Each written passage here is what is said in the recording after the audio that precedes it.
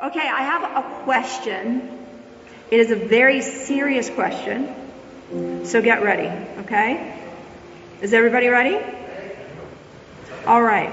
That is not it. Thank you, Smarty Pants. All right, here it is. When is the last time you felt really, truly alive? Not just okay. Not just fine, thanks for asking. Not just moving through the day on autopilot, checking things off the list, making it to the couch by 9 or 6 or 4. When is the last time you felt really alive? The kind of alive when your whole body knew it. Where time did something kind of funny, and something in you said with absolute certainty, yes, this, here. Can you recall a time when that happened? Yeah? Hey, hold on to it. We're going to come back to it. It is, in fact, the entire point of this talk. So listen up or you won't catch the tie-in. Now, for the last 22 weeks, we've been exploring sacred symbols. We've done the circle, the wheel, the web, the hoop, and now we are on our 5th of officially 6 symbols, which is a historic new, because I've always done 5 and 5 and 5, right? So our Ulf had a late breaking request for the cross. And after I sat with it for a bit, I decided to go for it. Last week, I gave you a very small and simple assignment. I asked you to notice the crossroads, those little moments of choice, the ones that may have been invisible before, like the one hiding in the choice between the snooze button and the Sunday service. Clearly, that went very well for you. Some of you noticed them everywhere, and maybe it was a little overly whelming. Okay, I understand feeling whelmed. I have decided that that is a thing.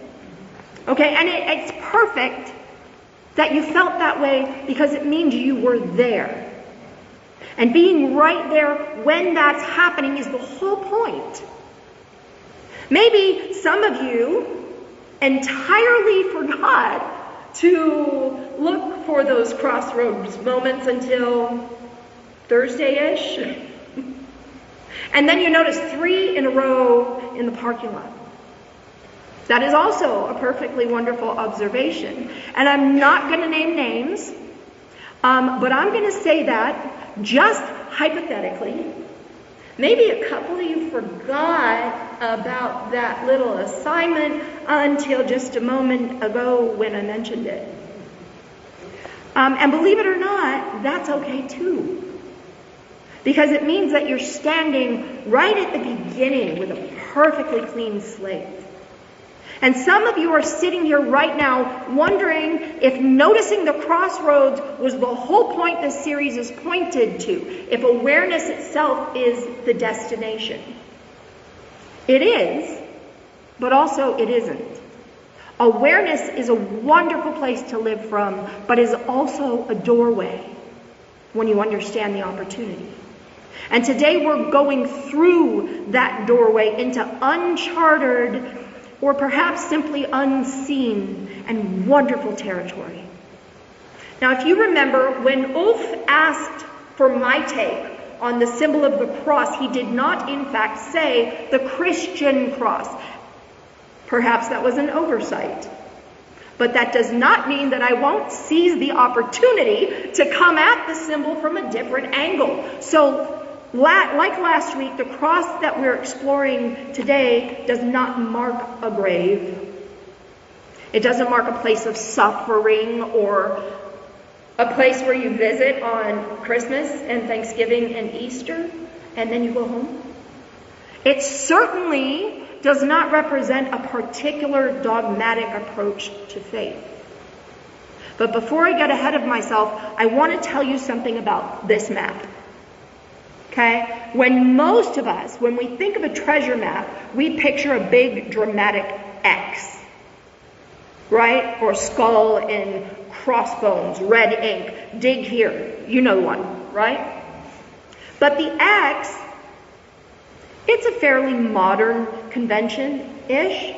Go back far enough to the old maps and the old navigation charts, the real ones, the ones that sailors carried across oceans that they weren't entirely sure had another side. And the mark on the map wasn't always an X, it was often a cross, which, to be fair, is an X turned on its side. But who's counting, right? The cross that we're looking at today marks the treasure. What treasure, you ask? You got to wait for it, okay? We established last week that the cross, these two lines meeting in the middle, the horizontal running through time, okay? Past, future, okay? And then you've got the vertical dropping straight into the present moment. This is the heavenly and the everyday. And the place where they intersect is you, right here, right now. In other words, the cross on the map and the treasure in your life has always been pointing at you. Where action and revelation intersect in your life. And so the only question that remains, the only question Talk 2 is actually asking is this: are you ready to dig? If not, you better get ready, because you have 5 sentences between here and dig o'clock. Okay, are you ready? Okay, here goes. Most of you know that I go and help take care of my father every day. And when he's asleep or in the mood for some entertainment, my mom and I choose a movie to watch. On Monday, we watched Dead Poets Society with the amazing and dearly missed Robin Williams. And if you haven't seen it, it will be our movie this Friday night. So come on over to the bookstore at 7 for the show. In the film, repeatedly, there's an excerpt from Walden, which is read at the opening of every meeting of this Dead Poets Society. And that reading is the second inspirational reading you heard Paul read earlier. But it isn't just a poem or a pretty story. I mean, it is a pretty story, but it's also way, way more. Henry David Thoreau walked into the woods in 1845 with a very specific intention. Okay? He wasn't going off the grid. There was no grid, per se. So he wasn't running away from anything, and he certainly wasn't having a breakdown. He was making a deliberate, almost aggressive choice to find out what life actually was and to live it fully, on purpose, before he ran out of time to do so. And he said something in one line that has been whispering in my heart and mind since the moment I heard it. Something which may have gone unheard if you weren't listening closely. I wished to live deliberately, to front only the essential facts of life and see if I could not learn what it had to teach, and not, when I came to die, discover that I had not lived. Discover that I had not lived. That is the only tragedy Thoreau could imagine. Not moral failure or spiritual unworthiness. Not the long list of things left undone that many of us carry around like a second form of personal identification. The one thing that frightened him was the possibility of arriving at the end and realizing he had been present for almost none of it. That he'd managed his life, he'd planned it instead of living it. That he'd stood at 10,000 crossroads and never once looked down and saw them for what they are. And so he went into the woods. He went deliberately. He wanted, and I love this phrase perhaps best of all, to suck out all the marrow of life. There is something so vibrant and striking about that, isn't there? He could have said, I want to sip at the broth of life, to savor its flavor. Or I want to sample life delicately. Or I want to stand at the edge of it and take careful note of the recipe so that I can imagine what it might taste like. But he didn't. He said he wanted to suck out all the marrow, to dismantle the bones and find out what's really in this thing we call living. There's nothing timid about that image. There's nothing resigned or careful or even appropriate about it. It is hungry and full-bodied and alive, and it is exactly the instruction the cross on your life's map is giving you. The treasure is here. It's been here the whole time, and the question isn't whether you deserve it. The question is whether you're willing to really, truly taste it. Now, Isaiah. I want to offer you a small key to the passage that we heard this morning, because there's a structure in it that I don't want you to miss. And it can go easily missed. Watch what Isaiah does. He gives a list of actions first. Loose the bonds, share the bread, open your house, cover the unclothed, satisfy the afflicted soul. And then, only then, does the light break forth. Notice that he didn't say to pray about it or read about it or do everything that you can to appear worthy, and then the light will arrive. And he didn't say that you have to earn enough spiritual merit and then the door will open. He said, do. Move first. Live outward. Live generously. Live fully. And the light is what follows. Isaiah is not describing a transaction, although many might take it that way if they choose to see it as such. I say that he's describing a mechanism.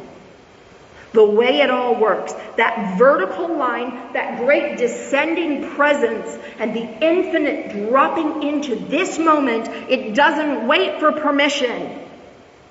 God arrives in every moment when you move. When you act from the place of your truest self and stop standing at the crossroads analyzing and simply choose. Simply go. The light is already there as you.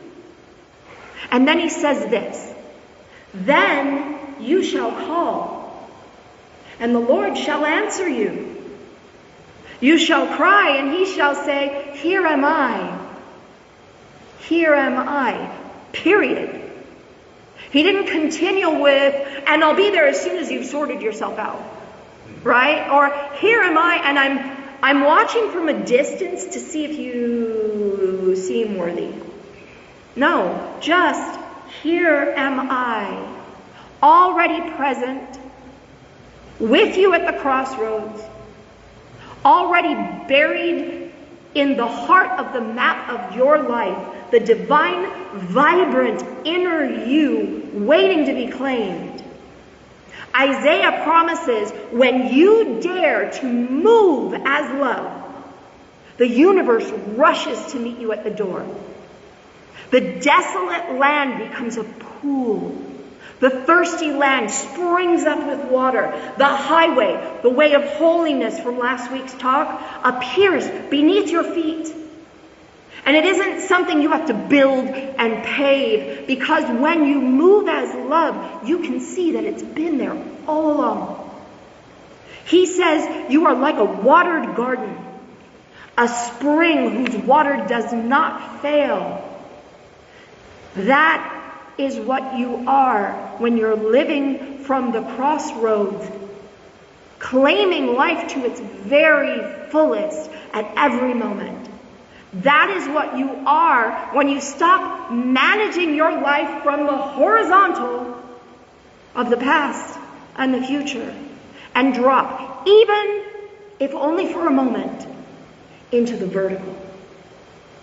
You become a source, a spring, something that gives without ever running dry, because the treasure that you're sitting on top of never runs out. And Emerson, from this beautiful little book that I had sitting on my shelf, which called to me and asked me to pick it up last night so that I could reveal 4 perfect lines. I want to give them all the space they deserve. This is the 3rd printing of this particular book, and it's the only one I have of a series. This is volumes 3 and 4. And this came from section 4. The realms of being to no other bow. Not only all are thine, but all are thou. Go boldly forth and feast on being's banquet. Thou art the called, the rest admitted with thee. Feast on being's banquet. He too could have said, nibble cautiously at the edge of the table, right? After all, anyone who's read Emerson will tell you he had no shortage of words. That is why this is only volumes 3 and 4. He could have said, be polite and wait until everyone else has gone first and then see if there's anything left. Or stand in the doorway with a $50 bill floated discreetly in your hand to slip to the maitre d' just in case your name isn't on the list. Right? He quite specifically and deliberately said, feast, boldly, now. And here is the part where if he'd had a mic, he would have dropped it. Because he said, the rest admitted with thee. Your bold yes to life, your willingness to walk through the door, to dig at the spot on the map, to suck the marrow out of life by seizing every moment of opportunity to claim joy and fulfillment and happiness and all of the wonderful things life has been waiting to give you. That is not just good for you. It opens the door for everyone around you. Emerson is saying you are not only called for yourself, you are the one whose arrival makes space for others to arrive. When you show up fully present, when you live right now, only in the moment and only from the vertical, and you stop playing small, and you start claiming the anointed life you were born into, people around you remember who they are too. Even if they don't have words for it, there's a feeling that comes over them when they're near you. And that feeling is a gentle nudge. It is the inspiration and the invitation to fully, truly live. This is what Isaiah meant when he said, your light will shine in the darkness. Hear me when I say that you don't enter this life as an unlit bulb and become a beacon by being impressive or extraordinary or spiritually advanced. It's much more simple than that, because a life lived from its true center in the very moment, at every moment, is simply luminous, naturally and effortlessly, and other people in the presence of that light begin to see their own. You are the called. You didn't have to earn it or strive for it or genuflect and kneel. Maybe that will earn some ire. You are called because you live.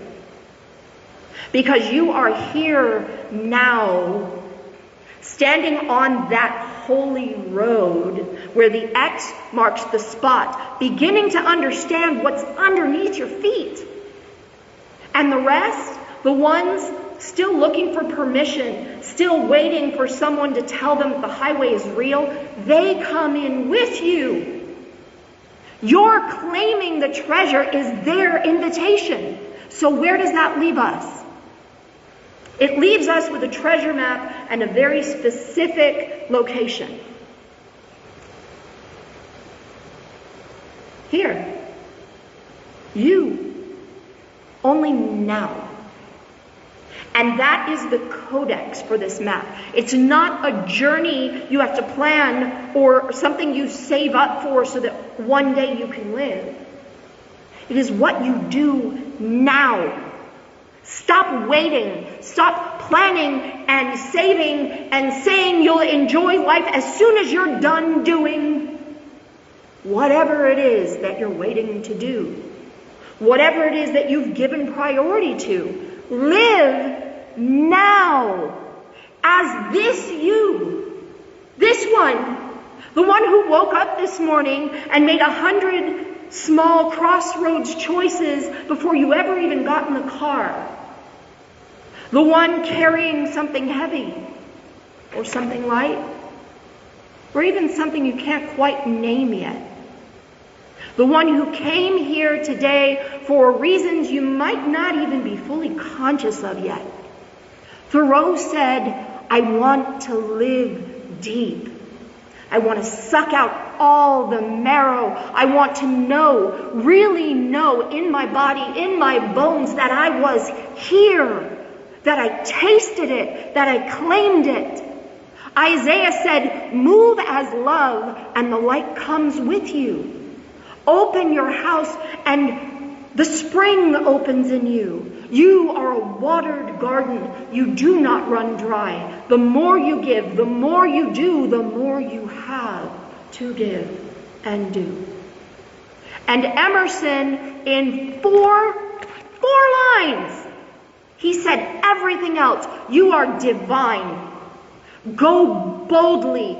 Feast. You are the called. This is not a metaphor. It is not spiritual poetry to admire from a safe distance. This is a map. And the treasure is in every moment of the life you live along the journey. And the invitation of this ordinary, extraordinary, unrepeatable Sunday morning is simply this. Claim it. Seize it. Yes, carpe diem, seize the day. Better still, my mantra, and hopefully yours as you leave from here, will forever be carpe vitam. Seize life. Seize the morning. Seize the breath in your lungs. Seize beholding the beauty of the face of the person sitting next to you. And the great, wonderful things and people you'll see as you drive home, and the Sunday afternoon, and the Monday that follows, and every small crossroads hiding inside every one of them.